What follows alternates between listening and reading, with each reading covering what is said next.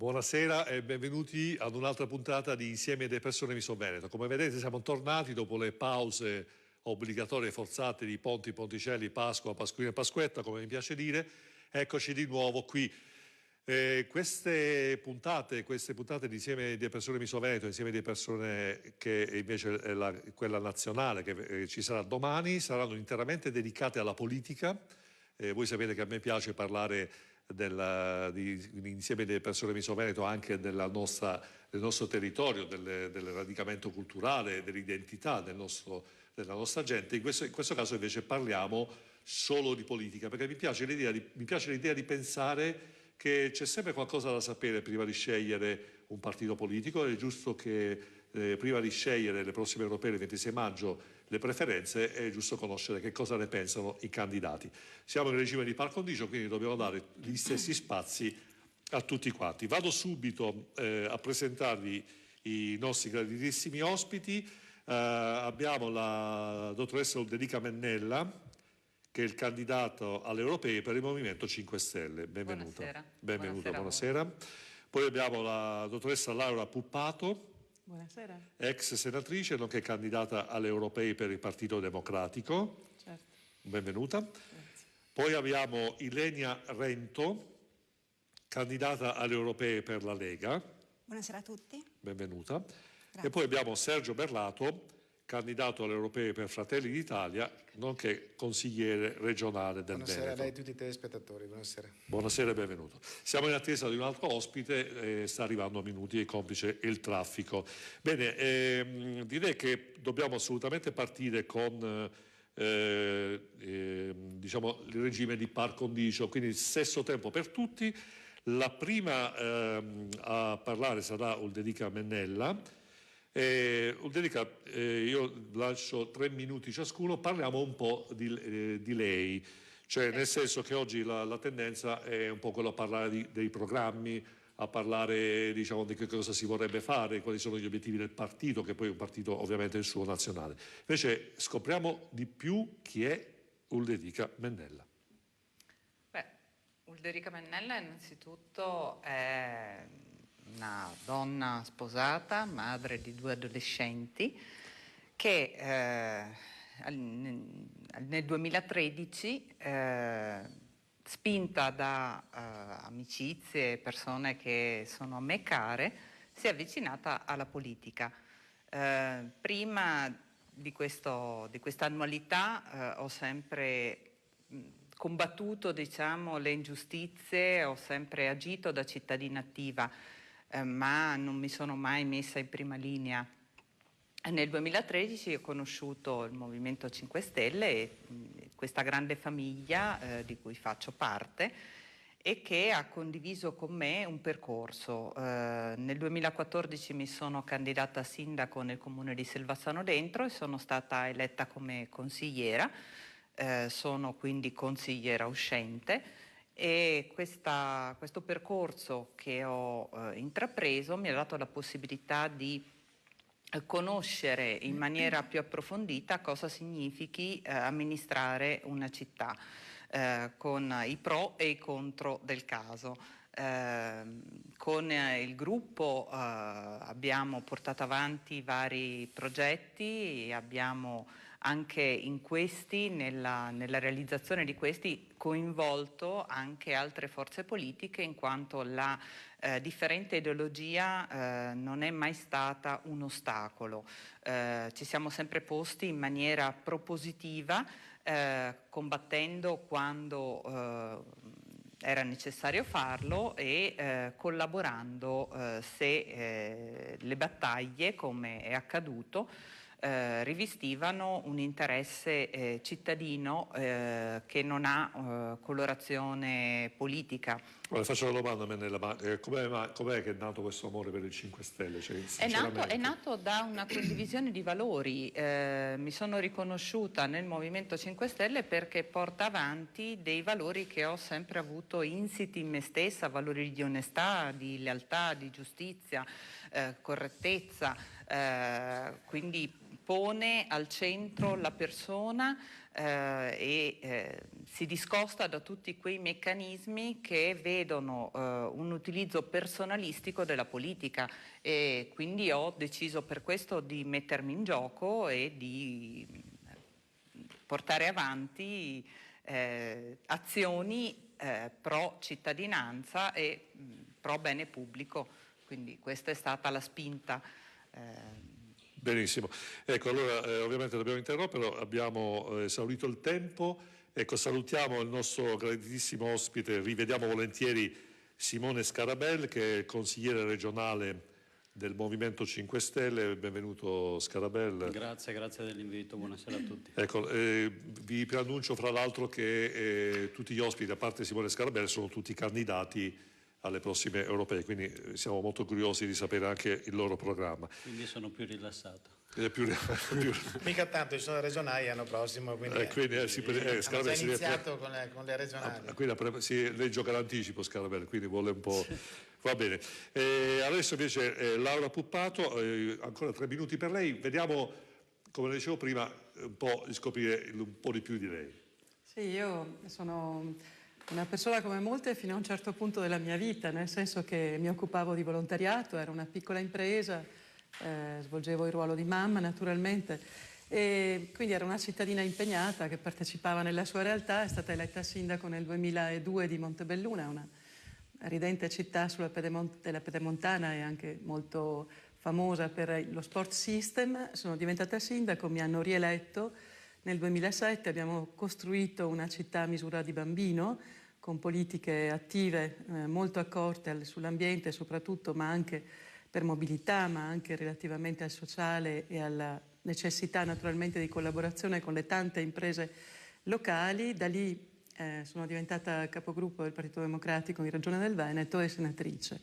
La ragione per cui mi candido alle europee, dopo un anno sabbatico, come si suol dire, è stata che il mio amore verso l'Europa, che ritengo la mia casa, la casa comune, la casa che i nostri figli dovranno considerare propria, i nostri nipoti ancora di più, nasce dal fatto che da sempre, anche quando ho svolto il ruolo di senatrice, ho voluto interessarmi e occuparmi di Europa. Ero in Consiglio d'Europa e ho voluto partecipare a questa commissione speciale. Ci arriviamo, però le faccio una domanda, entriamo un po' più nel particolare, perché dobbiamo avvicinare le persone alla gente, i politici alla gente. Il suo pregio e il suo difetto principale, così cerchiamo di indagare un po' di più sulla donna Laura Puppato. Sono molto determinata e questo è un pregio e un difetto, e credo di essere anche molto sensibile, cosa che magari in politica non è così frequente e neanche così facile. Dall'altra penso che la sensibilità e la determinazione siano elementi utili a restare umani e a restare soprattutto piuttosto umili, con i piedi piantati per terra, se vogliamo, senza fare voli pindarici, per quanto insomma non ho mai considerato appunto l'aspetto economico in sé per sé motivazione per fare qualcosa, ma c'è sempre qualcos'altro che ha più valore, e in questo caso il valore è proprio rispetto all'Europa preservare una, diciamo, realtà che è l'unica. Poi lo vedremo insieme nelle ragioni che ci spingono a essere da una parte politica o dall'altra. Tra l'altro io sono nativa del Partito Democratico, cioè iscritta e fondatrice, perché ho contribuito a fondare anche lo statuto con un piccolo gruppo di 15 persone limitate nel 2007 e nel 2008, quindi da allora, come dire, partecipo a questa realtà politica e ne condivido, diciamo, gli ideali, considerato soprattutto che in Europa sono fondamentali. Benissimo.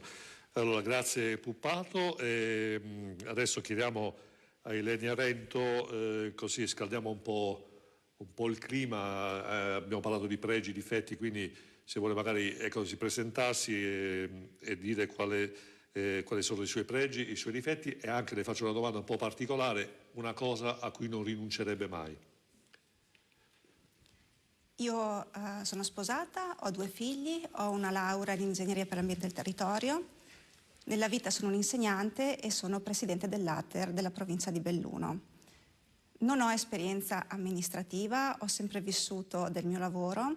Ho cominciato a lavorare all'età di 16 anni, mi sono diplomata lavorando, poi ho vinto un concorso in polizia penitenziaria Mi sono licenziata perché avevo il grande sogno di laurearmi e mi sono successivamente iscritta ad Ingegneria per l'Ambiente e il Territorio. Durante il corso di studi universitari ho vinto 3 borse di studio con la Comunità Europea e ho avuto l'opportunità di vivere all'estero, quindi di conoscere persone con culture differenti, di venire a contatto con ambienti universitari. Sono stata in Portogallo, a Lisbona, a Coviglià e poi sono stata in Spagna, e dove ho conosciuto appunto docenti stranieri e anche studenti stranieri. Ho poi coltivato queste amicizie e tuttora continuiamo a sentirci. Alle superiori ho studiato per 5 anni tedesco e lo conosco a livello scolastico, ma poi ho studiato l'inglese per poter partecipare alle borse di studio e all'estero ho potuto imparare il portoghese e lo spagnolo.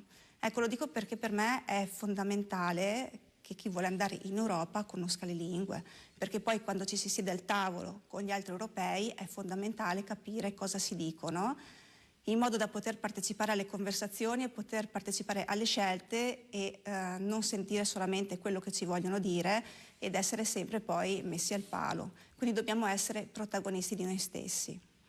Io mi sono avvicinata alla Lega nel 2010 circa, quando sono tornata dall'estero, e ho svolto sempre l'attività di militante, fino a quando appunto non mi è stato assegnato questo ruolo di presidente presidente dell'Ater della provincia di Belluno. Benissimo, un difettuccio non ce lo vuole dire, no? Perché è un'indagine un po' sempre difficile riconoscere, ma lei se la sente di dire un suo pregio, il suo difetto principale?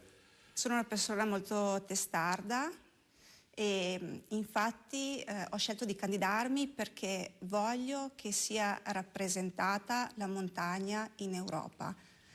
Noi abbiamo sempre il problema dei numeri, siamo sempre in inferiorità numerica rispetto alle altre province e vorrei tanto riuscire a portare un rappresentante della montagna in Europa che giochi nei tavoli per decidere del futuro della montagna. Ecco, bene, su questa cosa qua, grazie Ilenia, vorrei dire anch'io la mia, perché comunque voi sapete che quando c'è stato il disastro a ottobre dell'anno scorso a Belluno, io ho fatto una puntata speciale in Nevegal dedicata al bellunese, ho sentito un'energia pazzesca e per la prima volta ho sentito anche veramente i bellunesi molto vicino, poi ho fatto uno speciale dedicato a questo argomento, ho invitato l'assessore Bottacin, ho fatto anche un ulteriore speciale dedicato alla montagna con i temi degli animali, quindi è sicuramente vero quello che ha detto la dottoressa Rento, la montagna certe volte viene un po' trascurata come, diciamo, come concezione e invece secondo me ci sono tante prerogative che andrebbero veramente condivise anche ai piani alti. Bene, Berlato, le lascio anche lei 3 minuti, so che lei difetti non ne ha, secondo me, perché ho intuito, dico.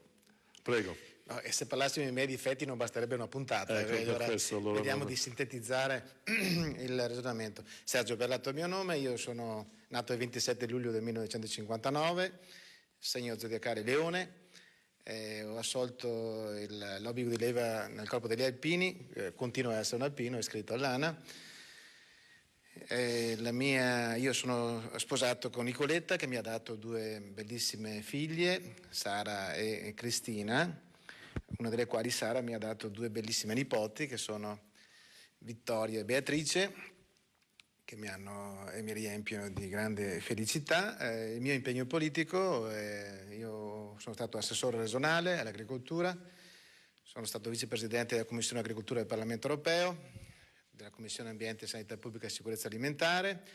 Ho continuato la mia battaglia in Europa per fare in modo da riuscire a far contare di più la mia patria presso le istituzioni comunitarie. Mi ripresento per continuare questo lavoro. Ho avuto una pausa, non di riflessione, ma io nel 2014 ho sempre dedicato una parte importante del mio impegno politico, della mia vita, a combattere la corruzione nella pubblica amministrazione. Combatto con determinazione perché ritengo che chi ruba soldi pubblici debba essere allontanato sia dall'amministrazione ma anche dall'attività politica. Ho avuto questo tipo di pausa perché quando nel 2014 io sono sempre stato votato con le preferenze, stavo per ripresentarmi per continuare il mio percorso presso le istituzioni comunitarie, mi è stato impedito di continuare questa esperienza perché sono stato tolto dalle liste perché avevo denunciato i ladri del Mose, come qualcuno ricorderà, e per ritorsione sono stato tolto dalle liste. Piccola soddisfazione, dopo poco più di un mese coloro che avevano preteso e ottenuto la mia estromissione dalle liste, quindi mi avevano impedito di continuare il mio lavoro presso il Parlamento europeo, dopo 40 giorni erano in galera.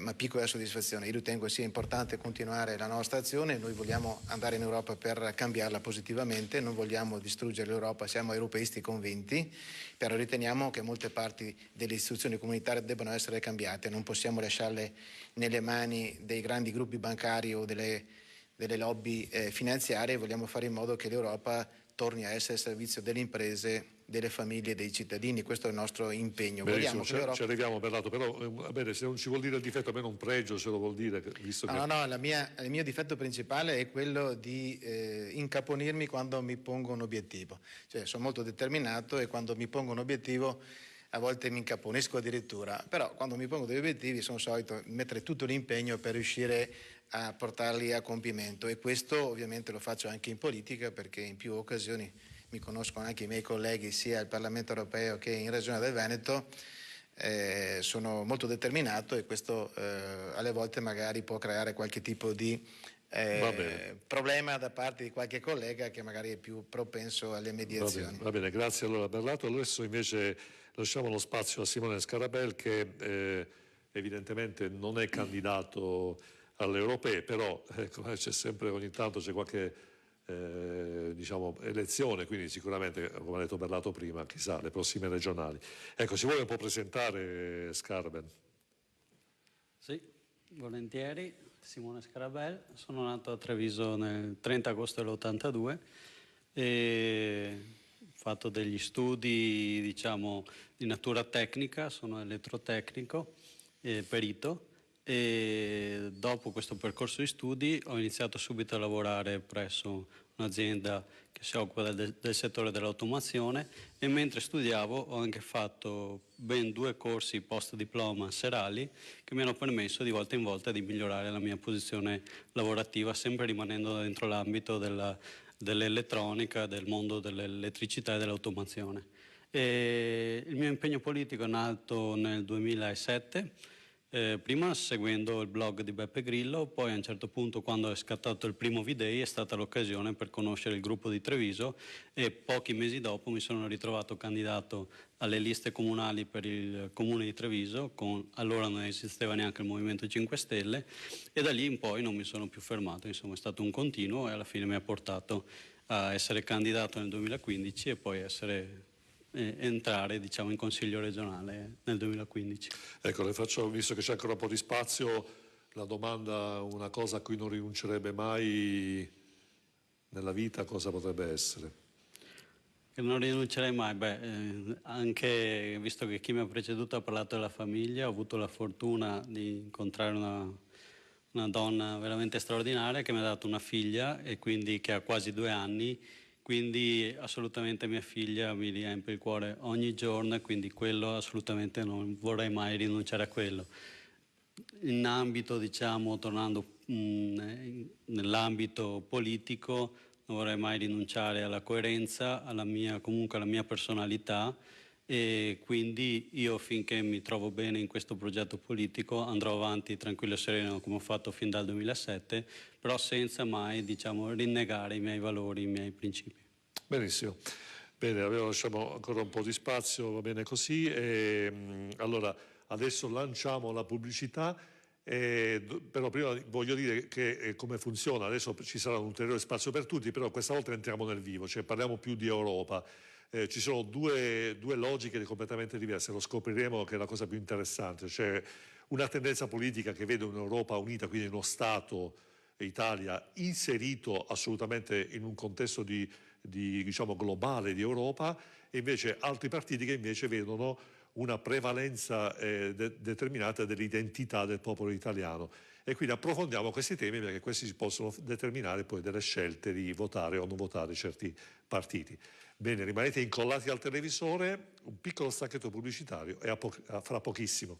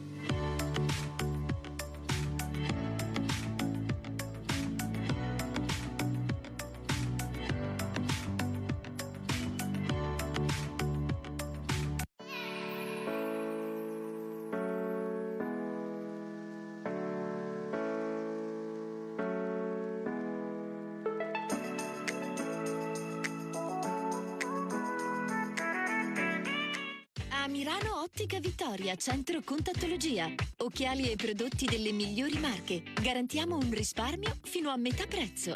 Lenti da vista. Una lente la regaliamo noi.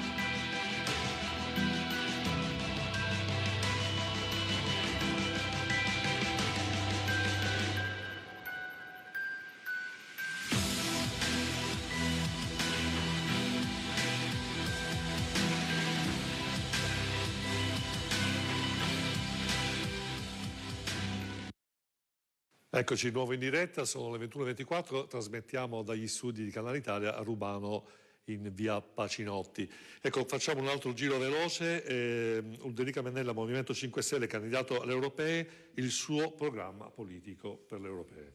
Beh, allora, in realtà io porterò avanti il programma politico del Movimento 5 Stelle, all'interno del quale, tra tanti punti che vanno a toccare sicuramente in maniera più approfondita temi che oscillano dal lavoro al sociale alla green economy, ho delle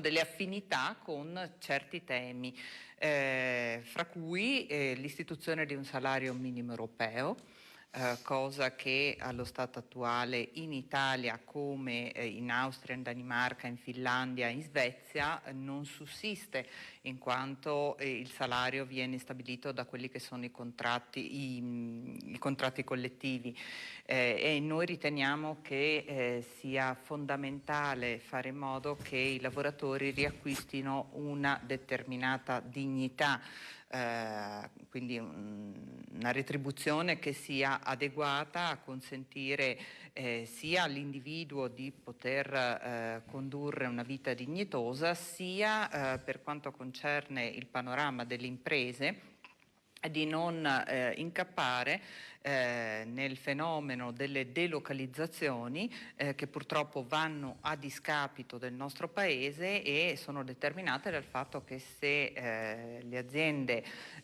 investono la manodopera, utilizzano manodopera a basso costo, la produzione viene spostata e quindi non rimane all'interno del nostro paese. Sono sicuramente facendo anche parte di un gruppo di pari opportunità del Veneto, anche nella mia attività di amministratore comunale ho sempre avuto una sensibilità per quelle che sono i diritti, le parità tra uomo e donna. Noi riteniamo che ci debba essere anche nel campo della retribuzione una parità tra uomo e donna, in quanto le donne sono discriminate da questo punto di vista, e è necessario, per far sì sempre che i nuclei familiari possano,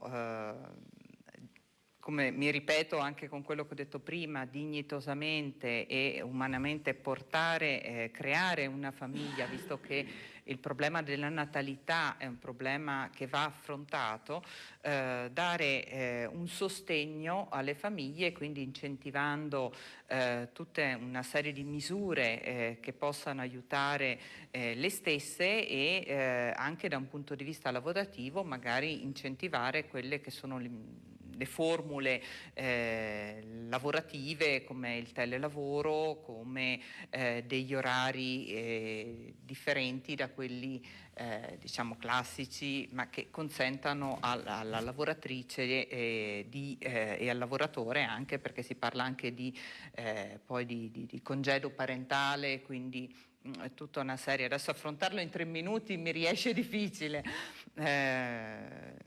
Ovviamente non dobbiamo neanche dimenticarci i diritti dei disabili, perché allo stato attuale non è stato curato questo aspetto adeguatamente dall'Europa. In sostanza noi vogliamo che l'Europa torni a riacquistare il ruolo per il quale è stata creata, ruolo che assolutamente non ha trovato applicazione. L'Europa si è rivelata essere un gioco di potere in cui determinati stati hanno prevalso. Perché siamo già oltre i limiti, ecco, abbiamo deciso in questo caso che non parliamo più di 3 minuti ma di 4 minuti. Bene, interrompiamo, azzeriamo. Non ho concluso, vabbè. No, abbiamo molto spazio, non si preoccupi, facciamo un giro per dare spazio a tutti. Laura Pupato, quindi il PD fortemente convinto di un'Europa unita, quindi di uno Stato italiano all'interno di uno Stato europeo. Di più, io ho sottoscritto personalmente il manifesto dei federalisti europei per un'Europa dei popoli, per un'Europa che abbia una governance. Attualmente, se Trump arriva in Europa, è noto, chiede con chi dovrebbe parlare, considerato che non può parlare con la Merkel, non ci rappresenta, non può parlare con Juncker, quindi il problema esiste, ed esiste soprattutto perché questa cosa penalizza enormemente un popolo, quello europeo, dei 28 paesi comunitari, che rappresenta, ai noi, solo il 7% della popolazione mondiale. Da qui l'assoluta necessità di rappresentarci all'esterno, nelle situazioni internazionali, nei commerci, nei rapporti industriali ed economici, oltre che finanziari, con il resto del mondo, proprio per le nostre dimensioni, in maniera coesa. Tra l'altro veniamo da 74 anni di storia di pace, a parte le lotte che ci sono state in Irlanda, che stanno tornando ad essere purtroppo un pericolo vero anche in relazione alla Brexit. Questo ci dice l'importanza di lavorare per stare insieme, ma non a qualsiasi costo. Perché lo dico? Lo dico perché proprio coloro i quali oggi vorrebbero rimettere i dazi e magari pure le frontiere e bloccare quella enorme qualità che abbiamo della circolazione delle merci e delle persone, sono anche gli stessi che ci stanno portando in categoria C, se dovessimo fare i paragoni con le partite di calcio, piuttosto che in categoria A, dove siamo sempre stati come nazione fondatrice dell'Unione Europea. Oggi collaboriamo con l'Ungheria e con la Polonia, guarda caso paesi che sono sotto infrazione comunitaria in relazione ai diritti umani e all'articolo 7 dello Statuto, per cui rischiano anche i provvedimenti espulsivi, proprio perché non ci si rende conto invece che l'Europa è un valore nel momento in cui hanno valore i diritti delle persone, i rapporti civili, umani, quel faro di civiltà che è sempre stata. Dopo questo dico che vogliamo investire su 2 cose fondamentalmente. La prima è in relazione alla transizione ecologica, economica e sociale, Che cosa vuol dire? Vuol dire 290 miliardi di euro che vogliamo mettere rispetto ai 180 che sono stati previsti, risparmiando moltissimo rispetto ai paradisi fiscali interni, cioè abbiamo da recuperare fiscalità che oggi è concorrenziale all'interno della stessa Unione Europea, per cui basta che esistano realtà che fanno dumping sociale, cioè che ci permettono di avere situazioni in cui il lavoro costa meno, ma meno sono le garanzie, i diritti, la giustizia sociale. Non possiamo permetterci questo e non possiamo permetterci che fiscalmente aziende multinazionali scegliano l'Irlanda piuttosto che il Lussemburgo per pagare il loro 0,5% di tasse piuttosto che distribuire 190 miliardi a tutti i paesi nei quali vengono effettuati gli acquisti e le lavorazioni. Quindi un'Europa vera è un'Europa che recupera moltissimo dal punto di vista economico e può reinvestirlo in questa grande, sfida globale. Lei prima parlava del bellunese e del tornado di Forza 4, che è la prima volta che si getta nel nostro paese. Questo dimostra, come stanno dimostrando le grida d'allarme che arrivano da tutto il mondo, che noi abbiamo appunto un'emergenza, e questa emergenza è una sfida anche politica precisa, e cioè ci permette di lavorare sulle energie rinnovabili insieme con i 28 paesi comunitari. C'è una rete energetica che è in corso di formazione e noi dobbiamo spingerla. Questo significa lavoro per le nostre imprese a costi inferiori. Dobbiamo spingere dal punto di vista culturale perché l'Erasmus, per esempio, possa diventare sempre di più uno sviluppo e una formazione capace di dare futuro anche ai nostri giovani. E dall'altra portare avanti l'economia circolare, portare avanti un sociale più, condiviso, con minori diseguaglianze. Il 22% in meno è il reddito delle donne in Europa rispetto agli uomini, il 40% in meno le donne europee percepiscono di pensione rispetto agli uomini. Bene, ma c'è anche un problema generazionale. Grazie, giovani, Puppato, anziani. affronteremo ancora. Abbiamo purtroppo delle regole da rispettare. Rento, invece, cosa prevede la Lega per questa Europa? Diciamo che è una posizione forse un po' in antitesi ovviamente rispetto al Partito Democratico. Noi abbiamo un programma molto ambizioso. Le politiche degli ultimi decenni hanno portato i cittadini ad allontanarsi dall'Europa. Noi vogliamo rimettere al centro dell'Europa il lavoro, la famiglia, la sicurezza, la tutela dell'ambiente e il futuro dei nostri giovani. Abbiamo un sogno europeo da raggiungere, partiamo dal Trattato di Maastricht, vogliamo raggiungere la piena occupazione, il benessere economico-sociale e vogliamo il rispetto delle identità, il rispetto delle culture. Non vogliamo più un'Europa basata sul business, sulla finanza, sullo 0, di bilancio, sui banchieri e sui burocrati. Vogliamo che finisca tutto questo. A proposito di burocrazia, vi porto un esempio. Nel mio piccolo io ho avuto a che fare con dei finanziamenti europei e devo dire che per poter accedere a questi finanziamenti bisogna impiegare una persona per un anno per redigere chilogrammi di documenti, per avere cosa in cambio? Un 10, un 20% del finanziamento. Questo non paga. Sappiamo che noi siamo dei contributori netti, l'Italia paga mediamente 5 miliardi all'anno all'Europa in più rispetto a quelli che ci vengono restituiti. Nel caso dell'uragano Vaia, io ringrazio particolarmente tutti i volontari della provincia, delle altre province, delle altre regioni che sono venuti ad aiutarci, che hanno capito che da soli noi non potevamo farcela. Per fortuna c'è stata la protezione civile, tantissime altre persone che ci hanno aiutato, non voglio fare l'elenco perché non mi voglio dimenticare di nessuno. Dobbiamo ringraziare la Regione che ha svolto un lavoro encomiabile e il governo che ci ha dato 1 miliardo di euro grazie al voto di Lega e 5 Stelle. Ma per quanto riguarda l'Europa non ci ha dato nessun aiuto, non ci ha dato nessun tipo di finanziamento, nemmeno un centesimo.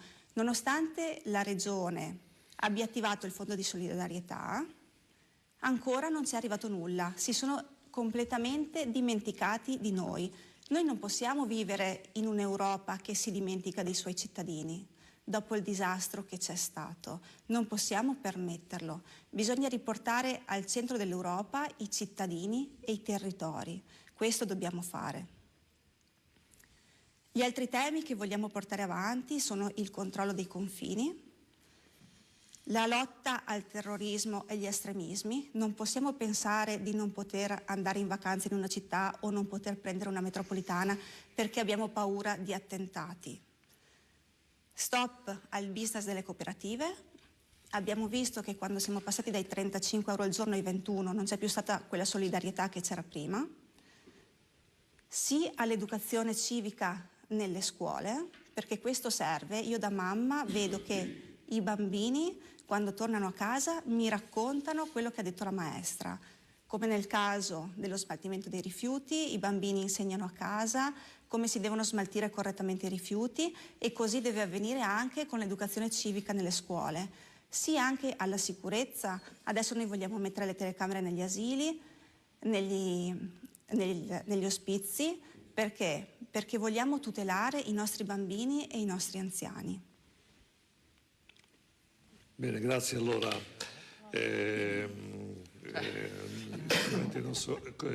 coerente con il progetto della Lega, Fratelli d'Italia, Sergio Berlato, il programma europeo sicuramente dal mio punto di vista, quindi parliamo di una valutazione legata più all'identità di un popolo rispetto magari a una posizione antitetica di Europa unita.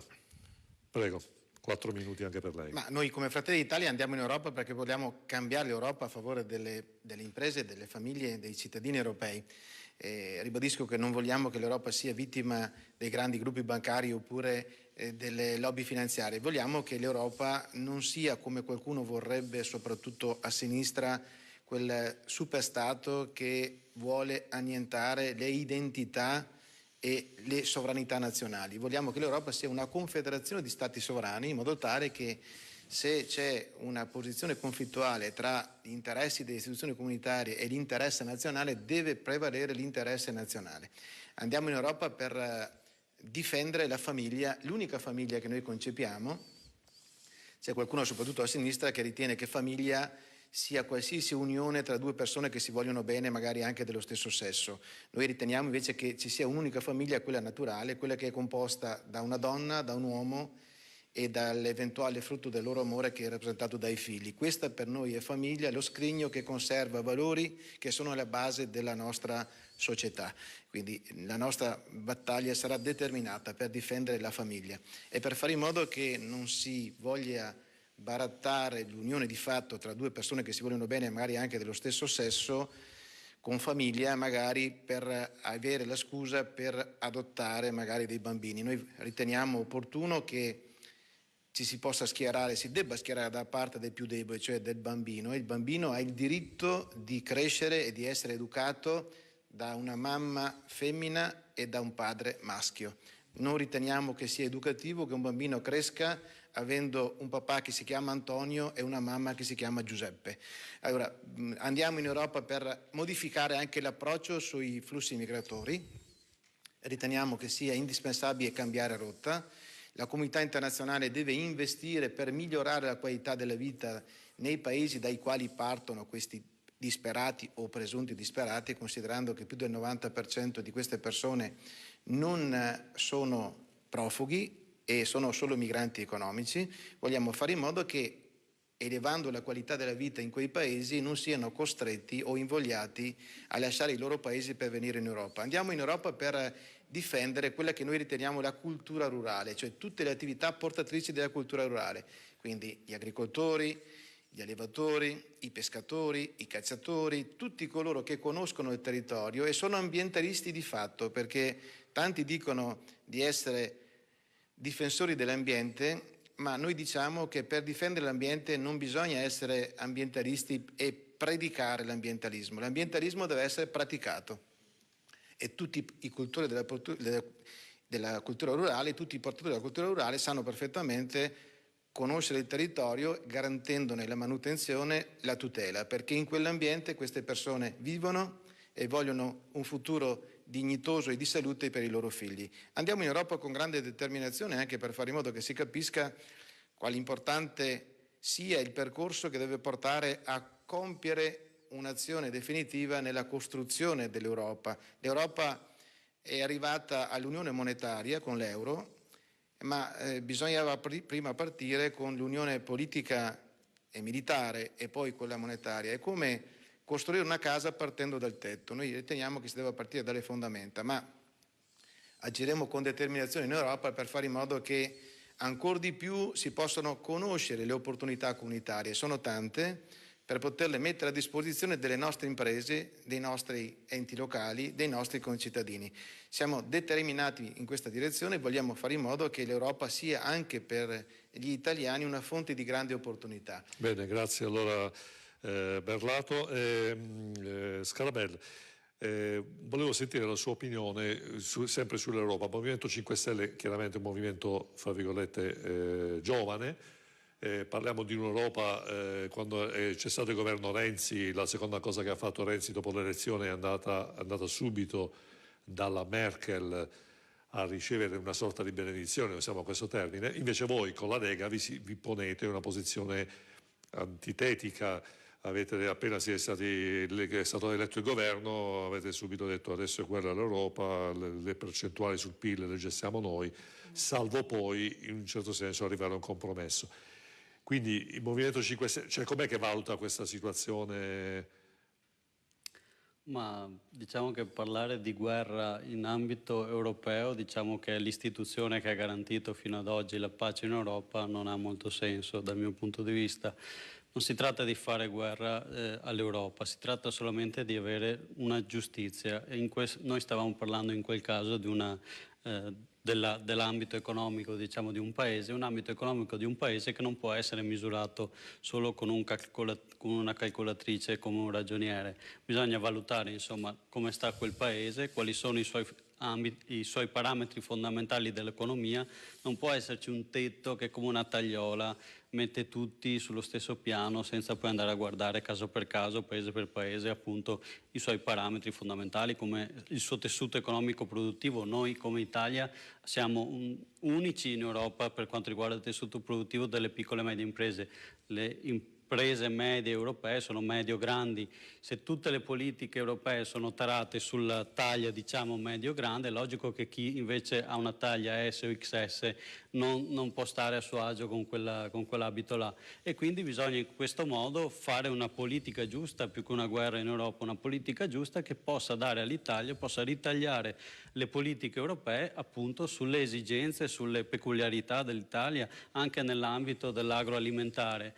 L'Italia è il paese della biodiversità, noi abbiamo più di tutti gli altri paesi, ma non solo europei, anche mondiali, dei prodotti tipici che sono però molto ristretti come numero, sono tantissimi. Non possiamo abbracciare una politica di standard europee che vorrebbe che i formaggi fossero fatti tutti rettangolari, con una pasta gialla e con un sapore unico. Bisogna appunto che dentro l'Unione Europea ci sia modo di garantire queste eccellenze piccole che magari sono fatte anche un po', diciamo, con degli standard non propriamente super della sanità, sono fatti con delle pratiche molto artigianali e quindi devono essere tutelati anche loro, come il grande formaggio, diciamo, tedesco che invade il mercato dagli Stati Uniti, diciamo, all'Australia, insomma.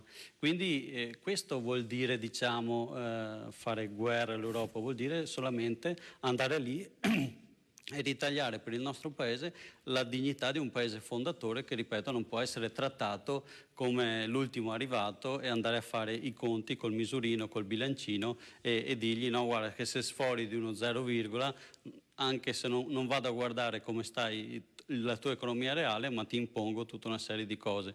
Anche dal mio punto di vista questa Europa è azzoppata perché di fatto è un'unione basata solo su un'unione monetaria. Questo non basta assolutamente. Io appartengo a una generazione nata, diciamo, con l'Unione Europea, quindi io mi sento europeo, italiano, veneto e trevigiano, però non rinuncerei a nessuna di queste identità, né a quella europea né a quella trevigiana. Ritengo che siano entrambe utili e fortunatamente ho potuto viaggiare quasi fin da subito, da neopatentato, in un'Europa senza preoccuparmi di avere passaporti in tasca, senza aver paura di varcare una frontiera perché poteva esserci dall'altra parte qualcuno armato che mi fermava. Ritengo che questo sia un valore assolutamente utile da portare avanti e credo che a questo valore nessun ragazzo della mia generazione vorrebbe mai rinunciare, nessuno vorrebbe tornare ai confini armati, diciamo, coi soldati che ti controllano i documenti, perché è una cosa che ormai non ci appartiene più. Allo stesso tempo ritengo che non può esserci una politica migratoria basata solo sui paesi di primo approdo, appunto che tutti arrivano in Italia o magari possono arrivare in Spagna o in Grecia perché sono i paesi più facilmente raggiungibili via mare. Non può essere una politica basata sul paese di primo approdo, deve essere una redistribuzione, questo va fatto con un'unione politica. Benissimo, grazie. Adesso facciamo un brevissimo giro di 1 minuto. Vi faccio delle domande, vi prego di essere sintetici. Ulrica Mennella, la definizione di populista, cioè il Movimento 5 Stelle è definito un partito populista, cioè quindi che tenderebbe a salvaguardare, a garantire una certa situazione. Avete difeso i Notav, il reddito di cittadinanza l'avete voluto, ma rispetto al contesto europeo come vi posizionate?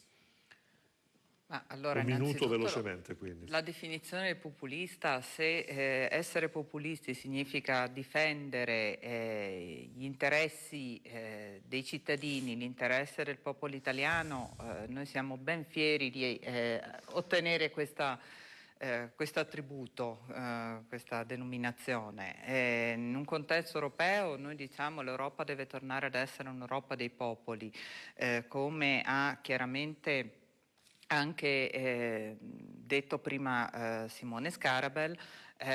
Non è possibile che l'Europa veda una prevalenza di determinati stati su altri. Siamo tutti cittadini europei, è necessario che tutti i paesi collaborino tra loro e tutti i paesi siano messi nelle condizioni di poter fare anche degli investimenti che cosa che con la politica di austerità che c'è stata imposta fino adesso non è stato possibile fare. Grazie. Quindi... Laura Puppato invece, i tempi sono quelli, mi spiace. Laura Puppato, Renzi, il governo di Renzi, qualcosa un po' criticata da tutti, che è andata subito a Merkel appena questa dipendenza dall'Italia, dalla Germania e dalla Francia. Secondo lei invece la Lega e il Movimento 5 Stelle vorrebbero un po' controbilanciarla? Ma no, quello che sta accadendo è l'esatto opposto, nel senso che hanno fatto le loro sparate nell'estate scorsa e quelle sparate le stiamo pagando qualcosa con un raddoppio del valore economico del debito enorme, il più alto che ci sia negli Stati membri dell'Unione Europea, e questo lo dice lunga la differenza tra la concretezza. Io sono una persona molto concreta e soprattutto lavoro, perché guarda caso le persone dei partiti che vogliono negare la qualità del vivere insieme in un'Europa pacifica e finalmente solidale, ma anche capace di politiche comuni, appunto sono quelli che poi non si presentano al lavoro, perché l'82% di assenze di Salvini la dice lunga rispetto al fatto che sulle questioni, per esempio agricole, di cui si stava accennando prima, abbia avuto la benché minima rilevanza, e quando non si presentano i nostri ministri al Consiglio dei Ministri si fa presto a perdere credibilità. La credibilità la si conquista con il lavoro, con l'impegno, dicendo le cose vere e non andando a prefigurare situazioni ideali che non esistono. Grazie. Allora invece chiediamo a Rento, secondo lei allora avete parlato prima della montagna un po' isolata, l'Europa che non interviene nelle singole fattispecie, quindi un'Europa fra virgolette assente. Come si può risolvere questa cosa secondo lei?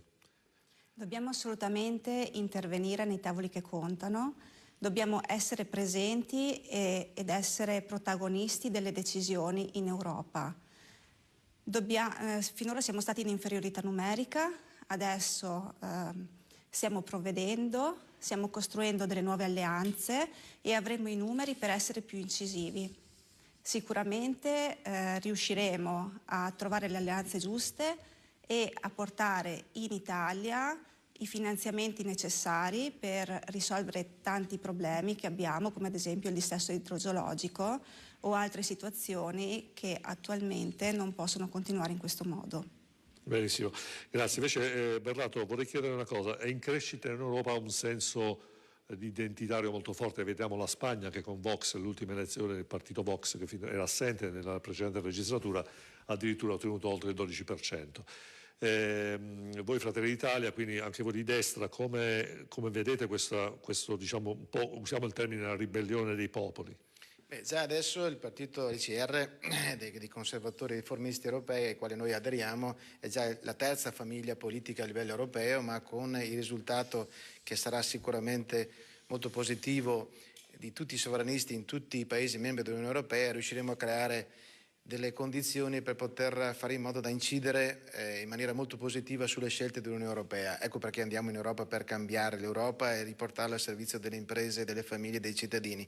Attraverso questa alleanza che creeremo faremo in modo da riuscire anche a rompere quell'asse che c'è sempre stato negli anni scorsi tra Partito Popolare Europeo e Partito Socialista. Faremo in modo da riuscire a entrare, incunearci in questa situazione e fare in modo da cambiare veramente l'Europa, perché l'Europa deve ritornare al servizio dei cittadini ed in quella direzione ci muoveremo. Il risultato che ci attendiamo per quanto riguarda Fratelli d'Italia alle prossime elezioni europee sarà sicuramente positivo e creeremo le condizioni perché attraverso il voto del 26 di maggio ci sia non solo un riassetto delle forze a livello europeo, ma anche a livello nazionale. Grazie. Allora, Scarabello, quindi diciamo i sondaggi parlano di una Lega molto forte nel consenso.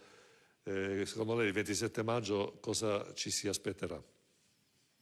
Dal nostro punto di vista non credo che la Lega sia poi così lontana, abbiamo anche noi dei sondaggi e la differenza non è così enorme come ci viene rappresentata quasi settimanalmente, però non bisogna star lì sempre a guardare i sondaggi servono anche per pilotare l'opinione pubblica la maggior parte dei casi, quindi io ritengo che i cittadini si devono informare in quegli spazi che sono appunto deputati a informarsi e devono valutare fino all'ultimo giorno chi meglio li può rappresentare in Europa.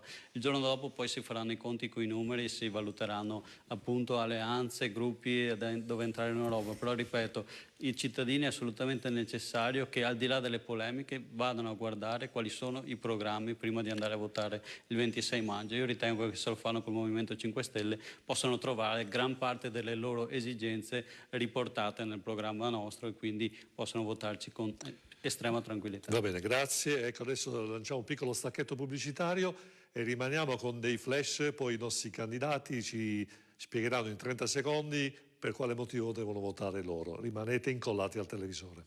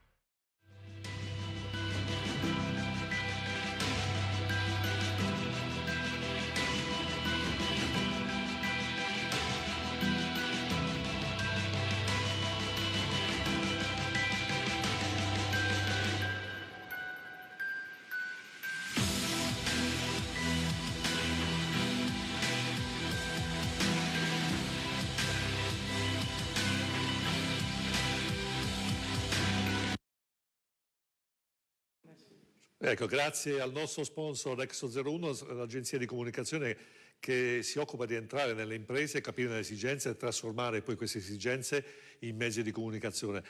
Siamo a Milano, in provincia di Venezia, copriamo tutto il Veneto e anche oltre, ma quello che ci piace dire è che dobbiamo analizzare le esigenze delle imprese, non produrre mezzi di comunicazione incomprensibili. Per fare pubblicità bisogna saperla anche fare bene, perché non basta soltanto farla, bisogna anche saperla fare bene. Bene, lasciamo un ultimo spazio ai nostri ospiti, in 30 secondi velocemente, perché il tempo purtroppo è tiranno, vediamo anche 40. Ulrica Mennella, per quale motivo i suoi elettori dovrebbero votare lei? Se volete mandare in Europa una persona che sicuramente si mette nelle condizioni di offrire il proprio tempo e la presenza soprattutto all'interno delle commissioni dove vengono prese le decisioni più importanti, una persona che non si tirerà assolutamente indietro nelle difficoltà, nel portare avanti ovviamente con tutto il gruppo che stiamo creando tutto il programma del Movimento 5 Stelle che mette al centro la persona Puppato, e prego, verrà applicata secondi. testa e cuore in questo. Laura Quindi, Puppato, prego. Sì, innanzitutto per il futuro ci si prospetta una Europa che avrà bisogno di notevoli cambiamenti e proprio per questo sarà indispensabile, contrariamente a come è stato fatto fino ad oggi, che ci sia un rapporto con il territorio che elegge le persone per informare, per conoscere, per scambiare. Bene, da questo punto di vista penso di poter garantire che il lavoro che andrò a fare in Unione Europea sarà un lavoro davvero inflessibile per quanto riguarda la quantità di tempo dedicato. Tutti mi riconoscono questo rispetto alla mia storia precedente. Mantengo gli impegni, affermo le cose quando sono convinta di poterle portare a termine e di poterle usare al meglio per il mio paese e per il territorio che mi ha eletto. Quindi credo che da questo punto di vista dovrò, Grazie. partecipare e far partecipare. Grazie. Invece abbiamo Ilenia Rento. Per quale motivo dovrebbero votare lei a Belluno?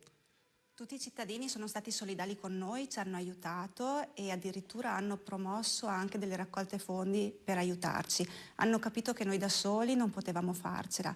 Anche questa volta abbiamo bisogno di aiuto perché noi siamo in inferiorità numerica, ma abbiamo bisogno di portare la voce della montagna in Europa. Abbiamo bisogno anche noi di essere rappresentati. Io vi chiedo, votate pure il candidato della vostra provincia. Però, siccome ci possono essere più preferenze, votate Lega, scrivete Rento. Benissimo. Aiutateci. Bene, grazie Rento. Anche per lei, Berlato? Normalmente in campagna elettorale si fanno tante promesse, non costano nulla e quindi si sprecano le promesse e tanti chiedono di essere votati per quello che promettono che faranno. Io non chiedo di essere votato per quello che prometto di fare, ma per quello che ho fatto in diversi anni di impegno politico, sia a livello regionale che a livello europeo. Voglio continuare nella mia battaglia per la giustizia, la legalità, per la lotta alla corruzione nella pubblica amministrazione, in difesa delle nostre tradizioni, della nostra cultura e in questa della nostra cultura rurale. Vogliamo fare in modo da far capire che difendere i portatori della cultura rurale, come agricoltori, cacciatori, pescatori, allevatori, vuol dire difendere il nostro territorio, difendere coloro che non fanno ambientalismo per moda ma per necessità, perché ne sono convinti e lo vogliono fare anche nel prossimo futuro. Bene, grazie Berlato. Ovviamente Scarabelli, lei che non è candidato, però le chiedo come vede l'Europa fra 20 anni, cioè vediamo un po' secondo lei ancora legati all'euro, ancora legati a questa crisi, alla strapotenza delle imprese tedesche e francesi? L'Europa fra 20 anni, se prenderanno piede appunto dei partiti sovranisti come potrebbe essere un Casa Pound, sicuramente delegato nelle varie sfaccettature europee, questa Europa sarà finita. Dobbiamo invece fare in modo il più possibile di completare il progetto europeo così come era nato nei padri fondatori. Non solo economia, ma politica, uguaglianza dei diritti e una società europea che possa essere il faro dell'intera umanità. Bene, grazie allora Scarabelli. Ecco, io ringrazio tutti quanti i nostri ospiti. Purtroppo il tempo ci è stato tirando, abbiamo dovuto un po' bilanciare lo spazio per tutti. Ringrazio quindi Ludovica Mennella, candidata alle europee per il Movimento 5 Stelle. Grazie a voi e un saluto ai telespettatori. Laura Puppato, ex senatrice, candidata alle europee per il Partito Democratico. Arrivederci a presto e votateci. Ilenia Rento, candidata alle europee per la Lega a Belluno. Grazie. Sergio Berlato, candidato alle europee per Fratelli d'Italia, nonché consigliere regionale del Buonasera Veneto. a tutti voi, grazie per la squisita ospitalità. E infine, da ultimo ma non per ultimo, Simone Scarabelli, consigliere regionale del Veneto, Movimento 5 Stelle, in questo caso intervenuto come opinionista. Ecco. Finalmente desideravo tanto fare l'opinionista. Super partes, benissimo. Ecco, io ringrazio veramente sentitamente i nostri ospiti, ma ancora di più sicuramente i nostri telespettatori che ci seguono numerosi. Ecco, abbiamo cercato di dare spazio a tutti quanti, abbiamo capito, secondo me, in questa maniera qualcosa ancora di più di cosa vuol dire l'Europa. Un'Europa che ha bisogno ancora in maniera preponderante dell'Italia, e sicuramente un'Italia che si debba un po' difendere meglio da strapoteri come Germania e Francia. Io sono sicuro che grazie alle nozioni, alle informazioni acquisite dai nostri telespettatori qui oggi, sicuramente maggiori elementi per gli elettori per fare le loro valutazioni. Grazie e alla prossima.